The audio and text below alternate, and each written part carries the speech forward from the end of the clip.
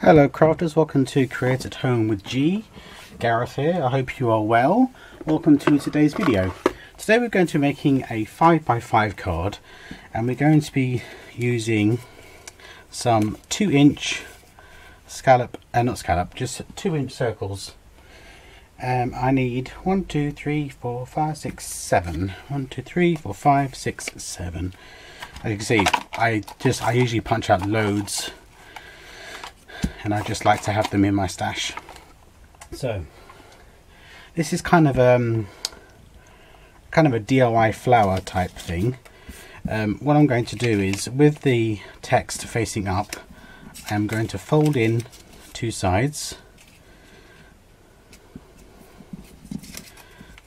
so I get a point at one end, and you almost get like a kind of almost like a petal. And I'm just going to put a dab of glue on one flap and then glue the flap down. And I'm going to do that with all 7 of these.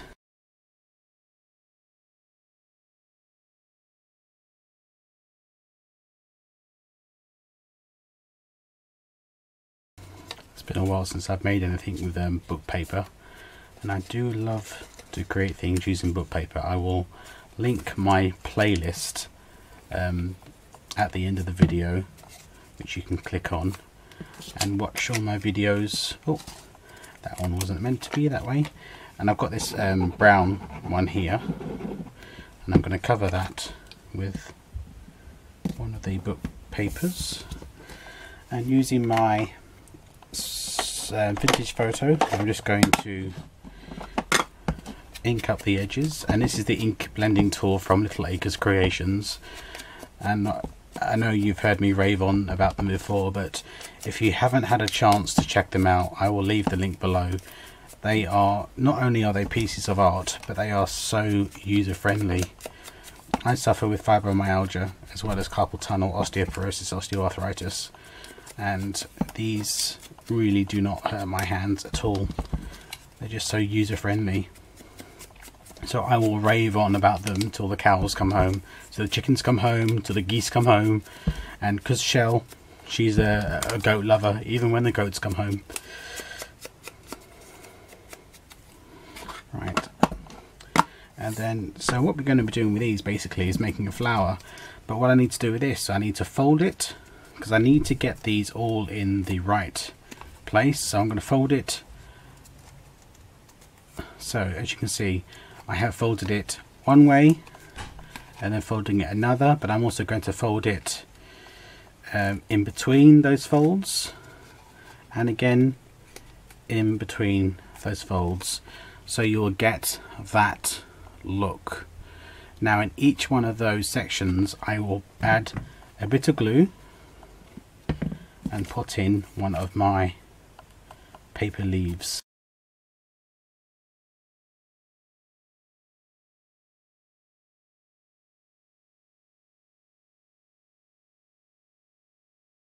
I'm just going to put my finger in and puff them out slightly.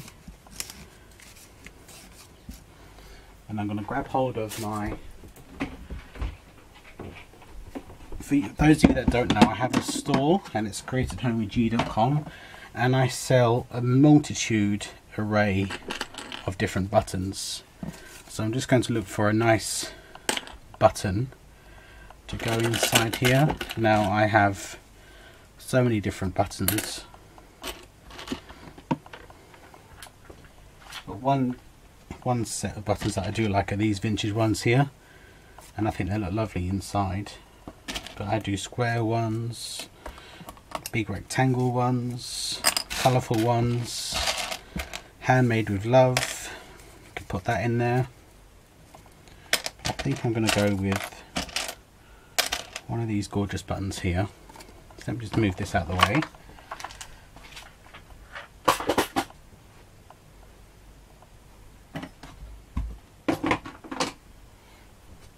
And I'm going to put some glue on the back of this button.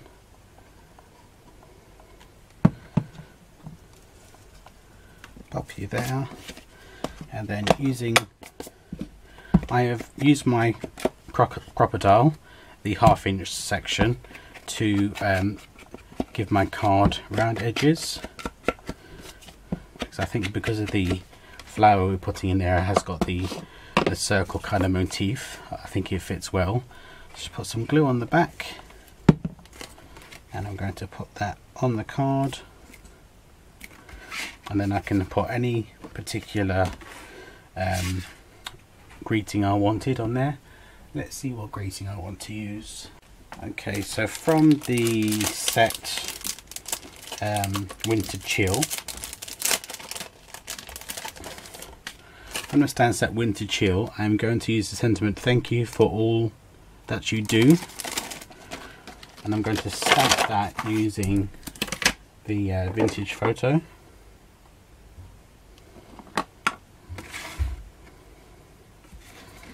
So I'm going to stamp that just down the bottom here.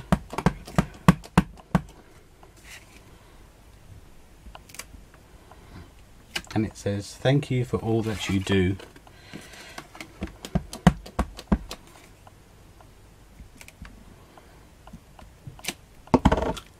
So there we go, really quick and easy, and I do love the vintage look about them. But thank you very much for joining me today, crafters. If you recreate this, please come over to Create at Home with G on Facebook. The buttons are available from createathomewithg.com. There'll be a link below. And share your creation. In fact, come and share any creation. I want to see it. Thank you very much for joining me, crafters, and I will see you again very soon. Take care now. Bye bye.